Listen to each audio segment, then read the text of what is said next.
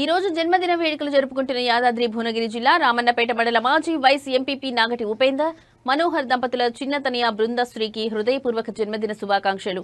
ఇలాంటి జన్మదిన వేడుకలు మరెన్నో జరుపుకోవాలని, నిండు నూరేళ్లు ఆయురారోగ్యాలు అష్టైశ్వర్యాలతో ఆనందంగా జీవించాలని, చదువులో ఉన్నత స్థాయిలో ఉండాలని కోరుకుంటూ అక్క శ్రీచందన కుటుంబ సభ్యులు, బంధుమిత్రులు, శ్రేయోభిలాషులు జన్మదిన శుభాకాంక్షలు తెలియజేశారు.